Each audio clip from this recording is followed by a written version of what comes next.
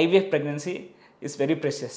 As for a doctor, as a mother, as a pregnant lady, వాళ్ళ family కూడా it's very precious. So they have to take carefully అన్ని doctor చెప్పే instructions అన్నీ follow అవ్వాలి, medications అన్నీ follow అవ్వాలి, adequate rest తీసుకోవాలి. Progesterone అనే ఇంజెక్షన్ ఇస్తూ ఉంటారు. ఆ ఇంజెక్షన్ వల్ల ప్రెగ్నెన్సీ ఎక్కువ రోజులు నిలిచే అవకాశం ఉంటుంది.